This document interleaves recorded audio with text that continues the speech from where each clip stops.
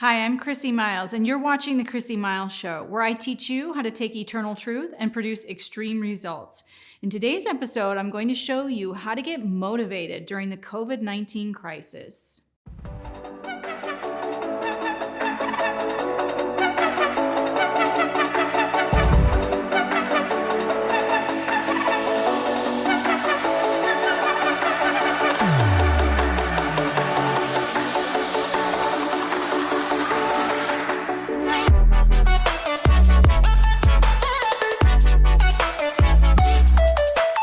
Like most of us, you've probably had some ups and downs during this crisis and had maybe a difficult time staying motivated, especially if you're out of work right now. Well, I want to share with you some specific tips that you can take into account when you're trying to stay motivated during this difficult time. But first, subscribe to this channel and click the bell to get notified of more of my proven methods to get more out of life. Let's get started.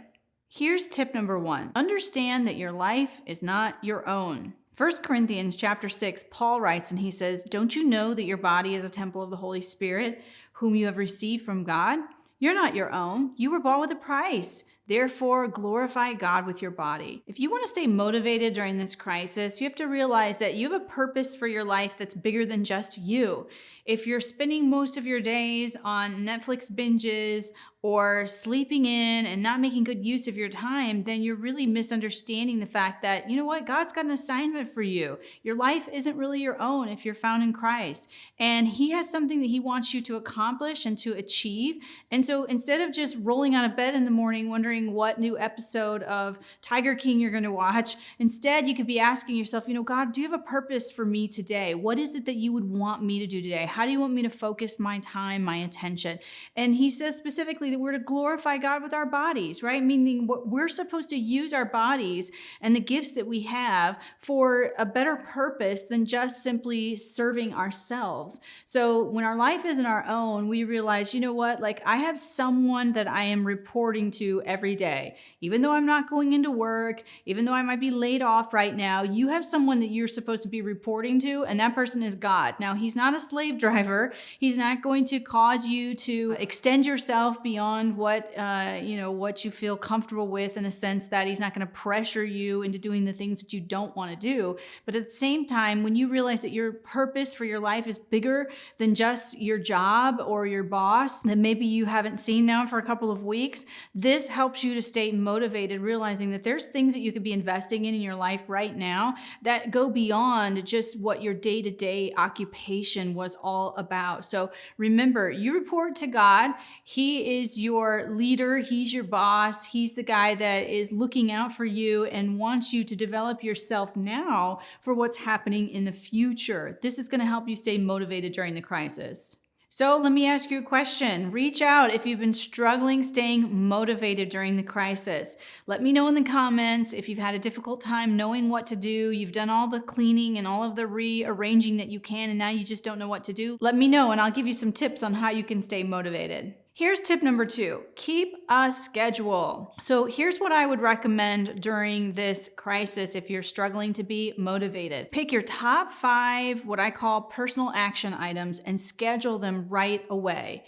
So here's what I mean by this. I'm not saying that you can't rearrange your schedule in such a way that you actually get a little bit of time off during this crisis if you in fact are laid off or you're not working. But what you should still do is keep a regular schedule. So here's my schedule every day, no matter if I am traveling, no matter if I'm working, if I'm off on a Saturday, I'm going to wake up, I'm going to exercise, I'm going to eat breakfast, I'm going to read the Word, I'm going to journal, and I'm going to actually shower and get ready. I do this every single day. It doesn't matter if I'm working or not. So regardless if my schedule changes from day to day, or if I'm in a new place, or if I'm at a hotel, or if I'm, simply home on a Saturday afternoon, in almost every circumstance, I'll do my top 5 personal action items every single day. Why? Because it keeps a routine to my daily schedule. So you have to pick your top 5 action items, the things that really cause you to feel like, you know what, I am set for the day.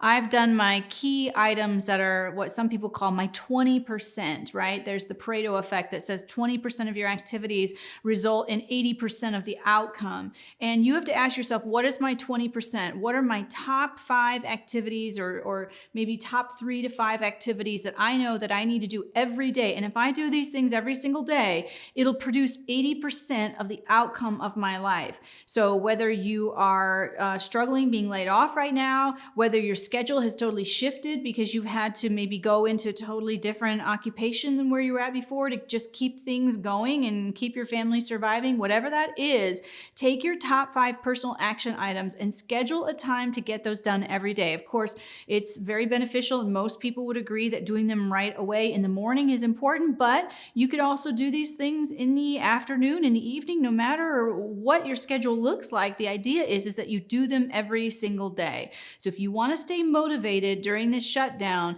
pick your 5 personal action items, your 20%, and make sure you schedule them into your routine. Even if your routine right now is sleeping in a little bit later than what you normally have done, still keep your daily schedule. It's going to help you stay motivated during the crisis. For more tips on staying motivated during the crisis, I want to invite you to download a free MP3 that I'm calling The Vaccination Against Every Problem.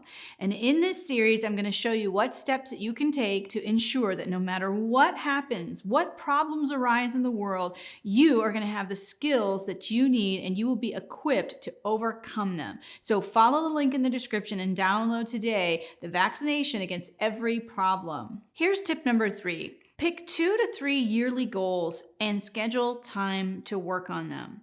Here's what I mean by that. Yearly goals are some of your BHAGs, right? Your really big, hairy, audacious goals. It's the things that you're trying to get accomplished by the end of the year. If you pick 2 to 3 of those yearly goals and you schedule time to work on them, what that does is it helps you to stay motivated. Now, here's the problem that people have during times like this. Because it's such a big goal, we tend to want to work on small things and we can check off of our list, and we tend to push off the big things that we know are going to take a lot of time to accomplish. So you can do a couple of things. One strategy is to turn your to-do list upside down and to actually tackle the most difficult things first. That's actually a tip that people have studied over the years that helps you to stay motivated, because if you wait to do those really difficult things until later on in the day, sometimes your motivation is lacking. So tell yourself the night before, hey, I'm going to take one of my yearly goals that I've been trying to put some effort and energy to, and I'm going to work on that first thing in my day or when I have free time to myself. And instead of taking care of all the little things that'll make me feel good because I've checked a few things off my list, instead I'm going to invest some time in working on my big projects, my difficult things. Once you spend a little bit of effort and energy working on your big project, you're going to feel so accomplished. And you might not be able to do everything all in one sitting, but what you can do is you can rearrange your schedule in such a way that maybe you set a timer for 45 minutes, and the first 45 minutes of your personal time, whatever that is in your schedule, the first 45 minutes you're going to spend on working on the difficult things first, and then simply take a break. Take a 15-minute break, and all of a sudden you have now spent 45 solid minutes focusing in on a challenging thing that you had on your list, as opposed to, in some cases, wasting a little bit of time checking off the really easy things. Have you ever been at your desk before and all of a sudden you think, hey, I need to blow out the keys in my keyboard right now. I have to do this right now. Well, what that does is simply these little distractions that take us away from the real work that has to be done. So set your intention that you're going to work on a very difficult thing, a challenging thing. Pick something that has to do with your year-long goals. Schedule them first for a good chunk of time. I think 45 minutes is a great standard to really get a few things knocked out, because of course it's going to take 5 or 10 minutes to just kind of get into it. And when it's all said and done, you could probably have about 30 or 35 minutes of uninterrupted focused time where you are checking the big things off your list. Now, if you want to take this tip a step further, what you would do is you would put that into your schedule every day. So working on your big goals is more about doing a little bit towards them every single day, but rearranging the more challenging things things, to work on them first in a qualified period of time, in a segmented piece of your day, and then simply taking a break from it. If you do that consistently, it's going to help you become very motivated because you're going to be proud of your ability to tackle the difficult things, and you're going to be very excited about the progress that you've made on the challenging things. Here's tip number 4. Do something for yourself. Now, you might think, okay, well, my whole day is, totally swamped in helping other people. How could I possibly have time to do something for myself? Well, as in previous tips, you have to schedule it. You have to literally open up your phone and schedule time for yourself. Set yourself an appointment that starts ringing at you 15 minutes before you're supposed to take care of yourself. But use this time to pick up a hobby, take action on something that you've been wanting to change in your life or, in your home, in your environment, with your family. This is a time to do something positive for yourself.